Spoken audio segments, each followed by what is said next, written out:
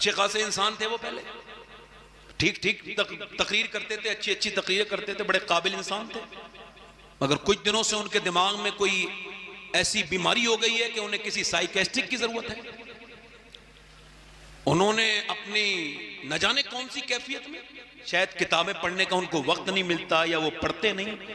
ये इस पूरी कायनात में सिर्फ आप मुफ्ती नहीं है। अच्छा, अगर थोड़ी देर के लिए मान लिए कि वो बयान दिए ही थे ऐसा, तो क्या उनका बयान हमारे लिए मुस्तनद है? क्या मुफ्ती शहरियार रजा खान साहब, आपको आला हजरत का ये नजरिया जरूर पढ़ना चाहिए। हाँ, ये देखिए हमारे शहबाज भाई हैं मौजूद है, माशाल्लाह सुभान अल्लाह।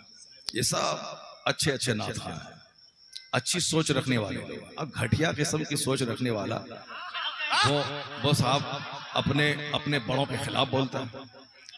अब हाँ साहब, दूसरों से कलाम खरीद के पढ़ने वाला और न जाने कैसी कैसी हरकतें करने वाला, तो वो साहब अपने बड़ों से उलझ रहे, अपने बड़ों को समझा रहे हैं, जबकि अपने बड़ों की बात माननी चाहिए। अपने बड़ों की बात अगर समझ में नहीं आए तो खामोश रहना चाहिए, और अगर खामोश नहीं रहना चाहता है तो उसे बात करनी चाहिए। बिल्कुल सही रहनुमाई। मगर वो कैसी कैसी बातें बोल जाते हैं शोहरत हासिल करने के लिए।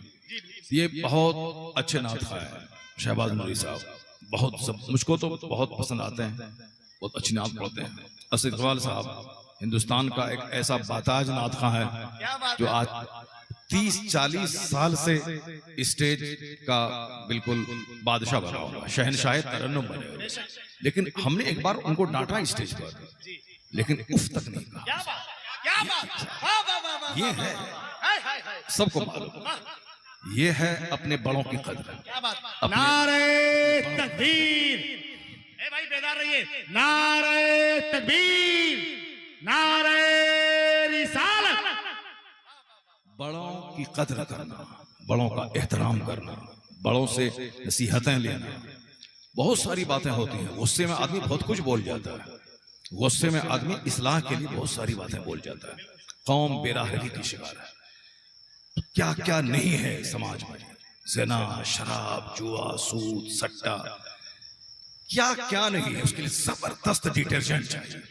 इसलिए जहां 3 घंटे की तकरीर में जहां साहब हजारों बातें बोली जाती हैं, वहीं जबरदस्त सफाई के लिए कभी हार्ड और तल्ख जुमले भी बोले जाते हैं।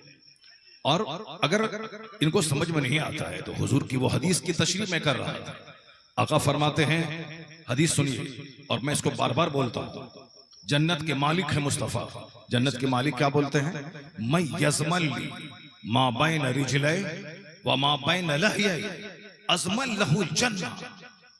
ये हदीस है, मोतबर हदीस।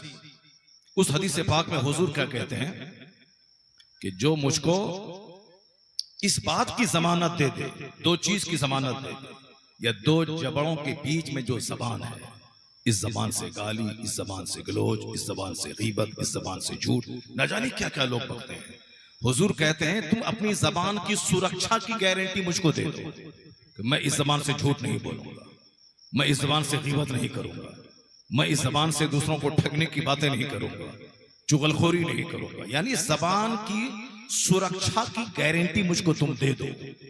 और हुजूर कहते हैं ये 2 टांग के बीच में जो शर्मगा है, मां बैन रिजलै, ये हुजूर कहते हैं जो 2 टांग के बीच में है, उसकी सुरक्षा की जमानत तुम मुझको दे दो।